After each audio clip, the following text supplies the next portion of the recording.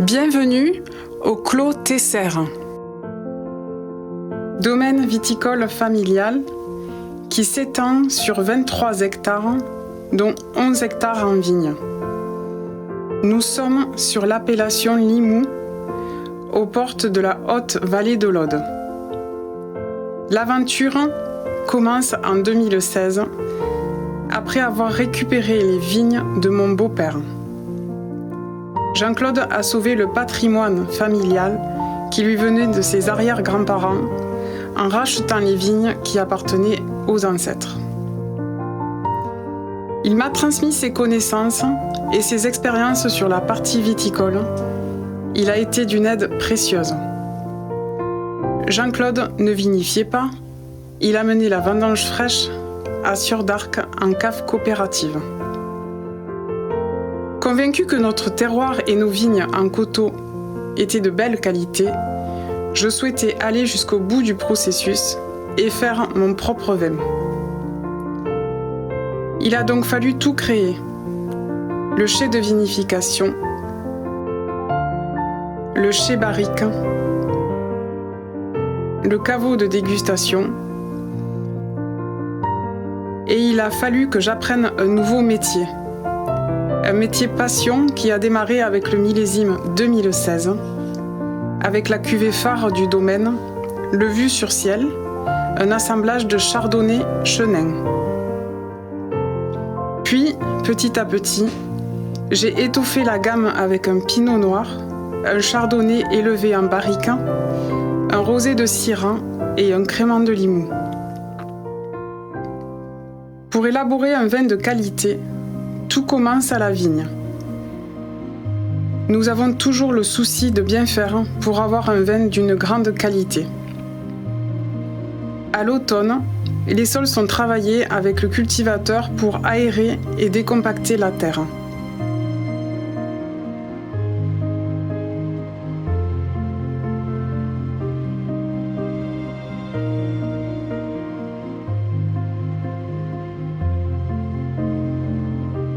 Après les toutes premières gelées, dès que les feuilles sont tombées, place à la prétailleuse.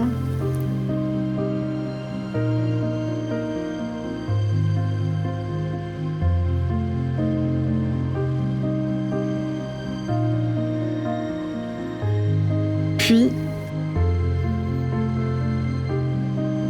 à la taille. Elle se fait en guyot simple, dont le principe est de laisser une baguette fructifère et 2 coursons pour la taille de l'année suivante.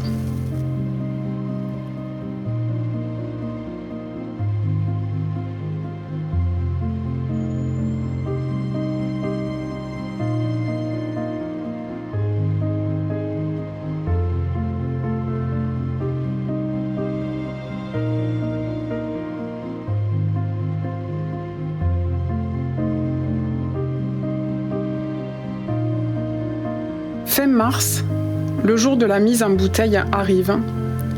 C'est toujours un grand moment pour le domaine. Le camion s'installe pour une journée complète. Toute la famille et les amis sont présents pour nous donner un coup de main.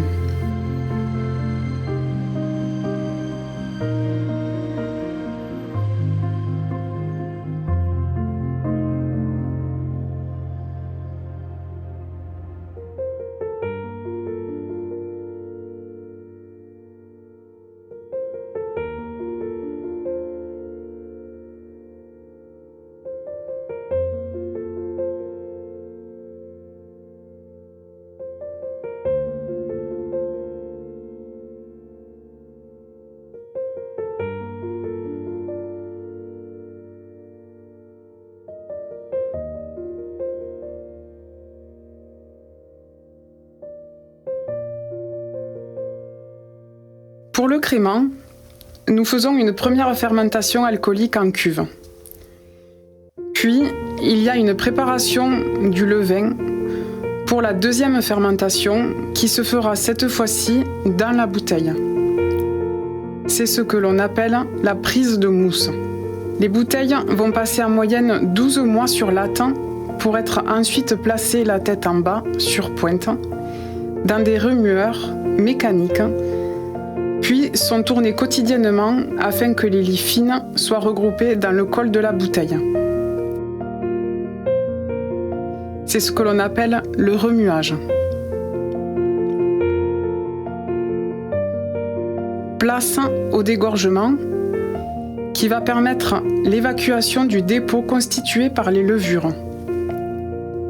Les cols des bouteilles sont congelés afin de former un bouchon de glace qui sera expulsé grâce à la pression contenue dans le vin.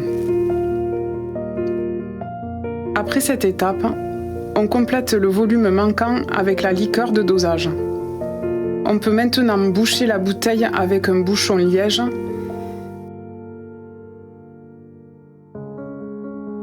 un muselet,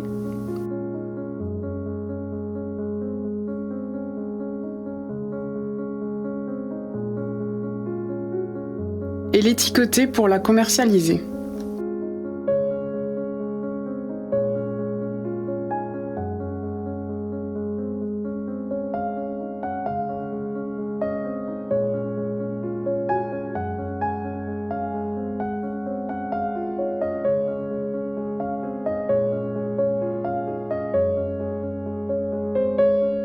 Vient le temps des travaux en verre. Dès que la vigne commence à pousser, nous faisons le relevage pour maintenir le feuillage sur l'espalier.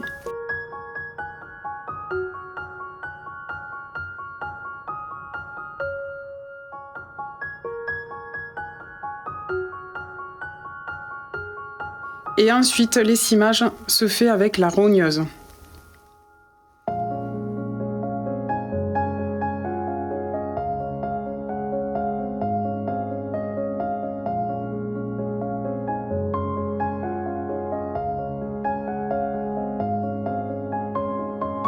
L'épanprage est fait manuellement, plusieurs fois dans la saison. Le principe est de nettoyer le bas de la souche des pousses qui lui prennent son énergie. Ensemble, avec mon œnologue, nous prenons le temps de déguster les vins finis. Nous décidons des assemblages. Pour la préparation à la préfiltration, les vins sont soutirés quelques jours avant, puis passés dans un filtre à plaques pour avoir une bonne limpidité du vin.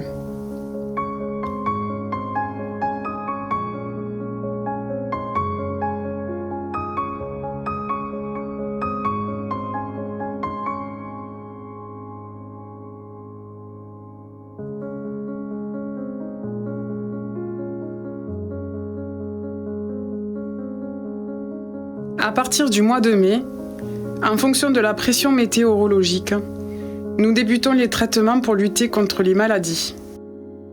Les petites grappes de raisin commencent à apparaître, du stade de la floraison jusqu'à la fermeture de la grappe. Un suivi régulier est fait pour voir l'évolution de la maturité des grappes. Le dernier stade est la véraison, qui débute avec la transformation des baies et annonce les vendanges 40 jours plus tard. Début août, avec Olivier, mon œnologue, nous allons déguster les baies pour contrôler la maturité et estimer une date de vendange. Enfin, la récompense de toute une année de travail.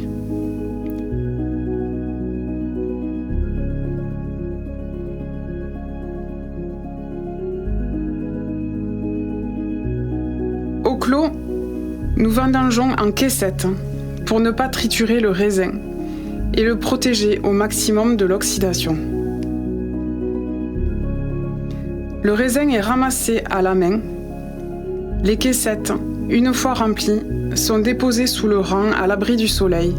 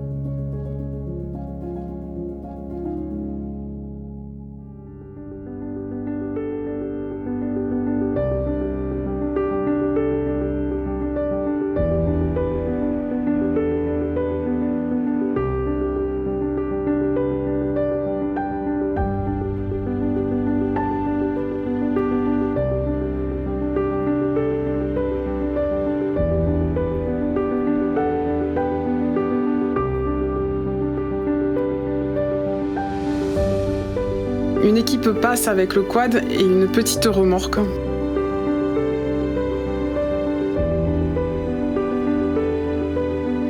Pour les récupérer et les transférer sur une plus grande.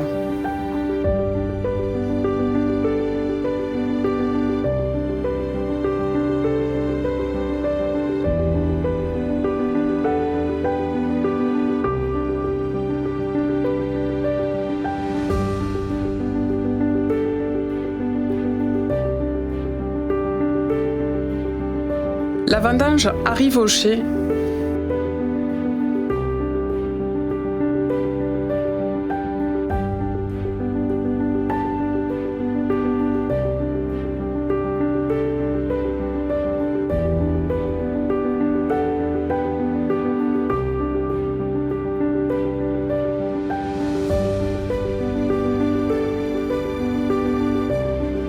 Nous remplissons le pressoir pneumatique qui va effectuer son cycle de pressurage pendant 3 heures à faible pression.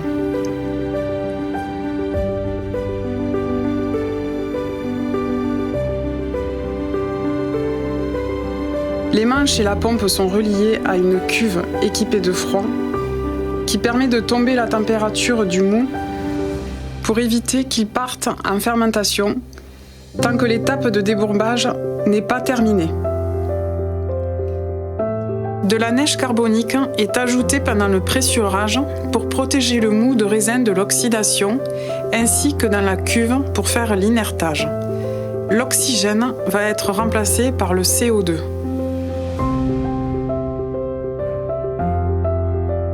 Le marc est ramassé à l'ancienne, avec nos bras et les pelles.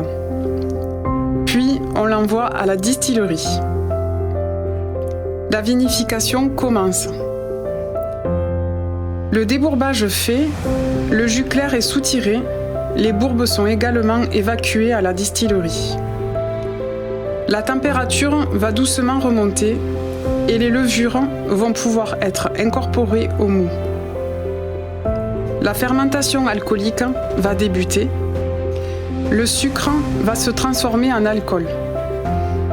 À la cave, nous avons le mustimètre qui nous permet un contrôle quotidien de la densité du mou et de l'évolution de la fermentation qui dure en moyenne une dizaine de jours. Une fois terminé, le vin est soutiré, puis élevé en cuve inox durant 7 à 8 mois.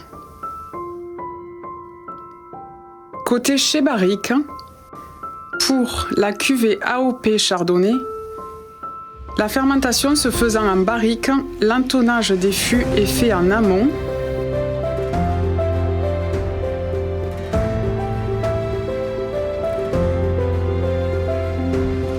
Puis vient l'étape du bâtonnage pour remonter les lies qui permettent d'amener les arômes au vin et oxygéner les levures. L'élevage continue gentiment durant 7 à 8 mois. Vient le temps du soutirage.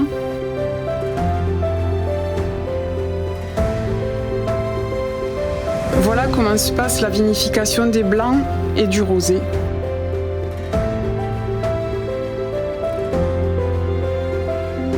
Passons maintenant à la vinification du rouge.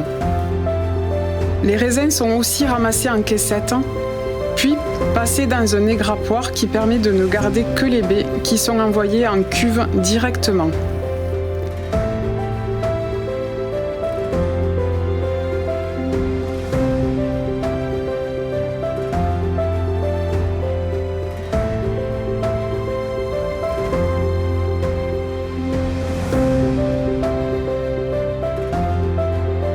Les levures sont incorporées le jour de l'arrivée au chai. Jour après jour, et pendant 3 semaines environ, les baies font leur autopressurage. La pellicule va donner la couleur au vin. Un travail léger de remontage et de délestage est fait sur le chapeau de marc pour une extraction douce des arômes. La fermentation alcoolique terminée, vient le temps du décuvage. Il consiste à soutirer le jus de coule dans une autre cuve et d'envoyer au pressoir le marc qui est resté au fond de la cuve.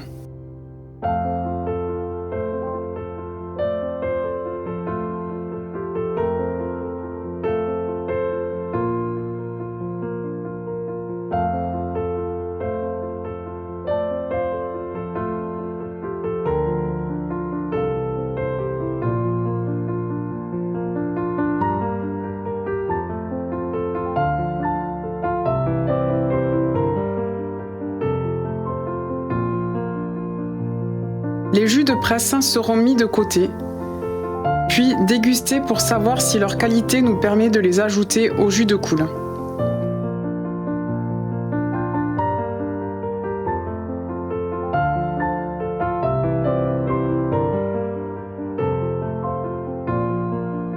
Voilà comment au Clos Tesser, on élève gentiment nos vins.